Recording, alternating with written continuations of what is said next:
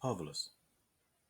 About 8 or 9 years after the events narrated in the second part of this story, there was seen on the Boulevard du Temple, and in the neighbourhood of the Château d'Eau, a little boy of 11 or 12 years of age, who would have realized with considerable accuracy the ideal of the gamin of Paris, if, with the laughter of his youth upon his lips, his heart had not been absolutely dark and empty. This child was well muffled up in a man's pair of pantaloons, but he had not got them from his father, and in a woman's chemise, which was not an inheritance from his mother. Strangers had clothed him in these rags out of charity. Still, he had a father and a mother, but his father never thought of him, and his mother did not love him. He was one of those children so deserving of pity from all, who have fathers and mothers, and yet are orphans. This little boy never felt so happy as when in the street. The pavement was not so hard to him as the heart of his mother. His parents had thrown him out into life with a kick. He had quite ingeniously spread his wings and had taken flight. He was a boisterous, pallid, nimble, wide-awake, roguish urchin, with an air at once vivacious and sickly. He went, came, sing, played pitch and toss, scraped in the gutters, stole a little, but he did it gaily, like the cats and the sparrows, laughed when people called him errand boy, and got angry when they called him a ragamuffin.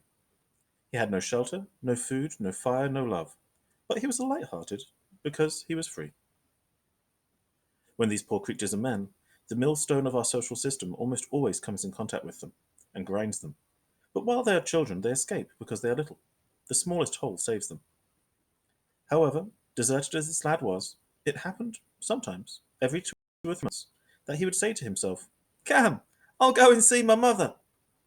Then he would leave the boulevard, the Cirque, the Porte Saint-Martin, and go along the quays, cross the bridges, reach the suburbs, walk as far as the Salpêtrière, and arrive where? Precisely at that double number, 5052, which is known to the reader, the Gorbeau building. At the period referred to, the tenement number 5052, usually empty, and permanently decorated with the placard "Rooms to Let," was for a wonder tenanted by several persons, who in all other respects, as is always the case in Paris, had no relation to or connection with each other. They all belonged to that indigent class which begins with the small bourgeois in embarrassed circumstances, and descends from grade to grade of wretchedness, through the lower strata of society, until it reaches those two beings in whom all the material things of civilization terminate, the scavenger and the rag-picker. The landlady of the time of Jean Valjean was dead, and had been replaced by another exactly like her.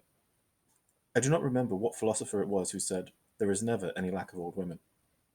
The new old woman was called Madame Milgon, and her life had been remarkable for nothing except a dynasty of 3 parakeets, which had in succession wielded the sceptre of her affections. Among those who lived in the building, the wretchedest of all were a family of 4 persons, father, mother, and 2 daughters nearly grown, all 4 lodging in the same garret room, one of those cells of which we have already spoken. This family at first sight presented nothing very peculiar, but its extreme destitution. The father, in renting the room, had given his name as Jondrette.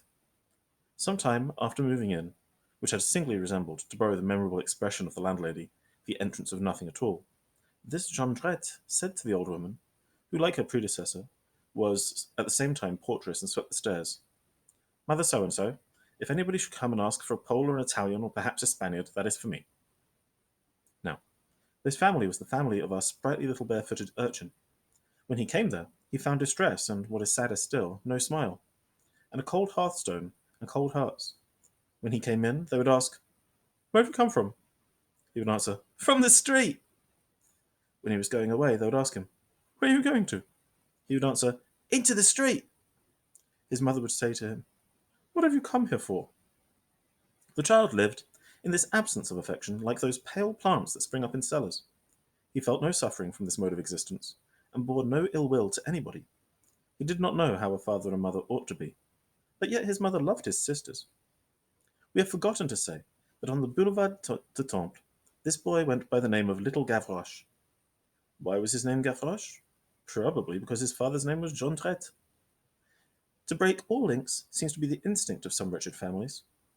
The room occupied by the Jondrettes in the Gorbeau tenement was at the last at the end of the hall.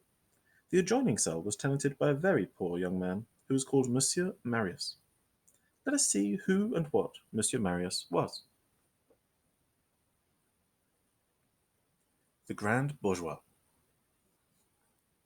In the Rue Boucherat, Rue de Normandie, and Rue de Saint-Ogne, there still remain a few old inhabitants who preserve a memory of a fine old man named Monsieur Gillenormand, and who like to talk about him. Monsieur Gillenormand, who is as much alive as any man can be in 1831, was one of those men who have become curiosities, simply because they have lived a long time, and who are strange because formerly they were like everybody else, and now they are no longer like anybody else. He was a peculiar old man, and very truly a man of another age, the genuine bourgeois of the 18th century, a very perfect specimen, a little haughty, wearing his good old bourgeoisie as marquises wear their marquisettes. He had passed his 90th year, walked erect, spoke in a loud voice, saw clearly, drank hard, ate, slept, and snored. He had every one of his 32 teeth. He wore glasses only when reading. He was of an amorous humour, but said that for 10 years past he had decidedly and entirely renounced women. He was no longer pleasing, he said. He did not add, I am too old, but I am too poor. He would say, if I were not ruined. His remaining income was in fact only about 15,000 livres. When anybody contradicted him, he raised his cane. He beat his servants, as in the time of Louis XIV. He had an unmarried daughter over 50 years old, whom he belaboured severely when he was angry, and whom he would gladly have horsewhipped. She seemed to him about 8 years old. He cuffed his domestics vigorously and would say, "Ah, slut." He lived in the Marais, Rue de Fille de Calvaire, number 6. The house was his own. He occupied an ancient and ample apartment on the first story, between the street and the gardens, covered to the ceiling with fine Gobelin and Beauvais tapestry representing pastoral scenes. The subjects of the ceiling and the panels were repeated in miniature upon the armchairs. He surrounded his bed with a large screen, with 9 leaves varnished with coromandel lac. Long, full curtains hung at the windows, and made great, magnificent broken folds. The garden, which was immediately beneath his windows, was connecting with the angle between them by means of a staircase of 12 or 15 steps, which the old man ascended and descended very blithely. In his youth he had been one of those men who are always deceived by their wives, and never by their mistresses, because they are at the same time the most disagreeable husbands and the most charming lovers in the world. Monsieur Gillenormand's dress was not in the fashion of Louis XV., nor even in the fashion of Louis XVI. He wore the costume of the incroyable of the Directory. He had thought himself quite young until then, and had kept up with the fashions. His coat was of light cloth, with broad facings, a long swallow tail, and large steel buttons. Add to this short breeches and shoe buckles. He always carried his hands in his pockets. He said authoritatively, "The French Revolution is a mess of scamps." He had taken several prizes in his youth at the college at Moulins, where he was born, and had been crowned by the hands of the Duc de Nivernais, whom he called the Duc de Nevers. Neither the Convention, nor the death of Louis XVI., nor Napoleon, nor the return of the Bourbons had been able to efface the memory of this coronation. The Duc de Nevers was to him the great figure of the century. "What a great noble lord," said he. "What a fine air he had with his blue ribbon." Monsieur Gillenormand worshipped the Bourbons, and held 1789 in horror. He was constantly relating how he had saved himself during the Reign of Terror, and how, if he had not had a good deal of gaiety and a good deal of wit, his head would have been cut off. If any young man ventured to eulogize the Republic in his presence, he turned black in the face, or was angry enough to faint. He had 2 domestics, a male and a female. When a domestic entered his service, Monsieur Gillenormand rebaptized him. He gave to the men the name of their province, Nîmois, Comtois, Pontevin, Picard. His last valet was a big, pursy, wheezy man of 55, incapable of running 20 steps, but as he was born at Bayonne, Monsieur Gillenormand called him Basque. As for female servants, they were all called Nicolette in his house. One day, a proud cook with a blue sash, of the lofty race of porters, presented herself. How much do you want a month? Asked Monsieur Gillenormand. 30 francs. What is your name? Olympie? You shall have 50 francs, and your name shall be Nicolette. He had 2 wives. By the first a daughter, who remained unmarried, and by the second another daughter, who died when about 30 years old, and who married for love or luck or otherwise a soldier of fortune who had served in the armies of the Republic and the Empire and won the cross at Austerlitz and been made colonel at Waterloo, This is the disgrace of my family. said the old bourgeois. He took a great deal of snuff, and had a particular skill in ruffling his lace frill with the back of his hand. He had very little belief in God. He was of the 18th century, frivolous and great.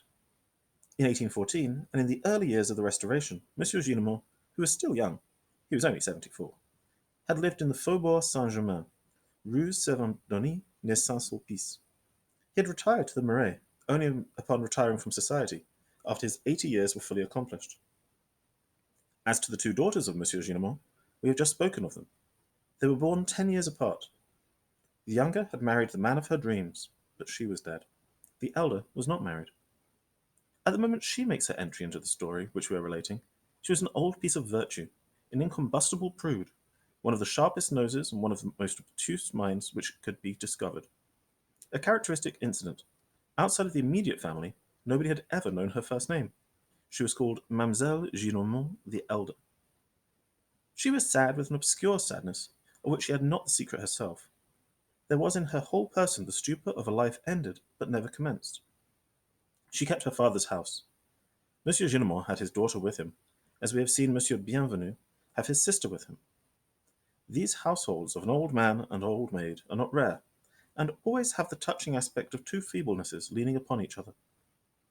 There was besides in the house, between this old maid and this old man, a child, a little boy, always trembling and mute before Monsieur Gillenormand.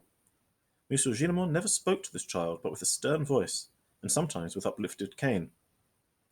Here, Monsieur Rascal, blackguard, come here. Answer me, rogue, let me see your scapegrace, etc. He idolized him. It was his grandson. We shall see this child again.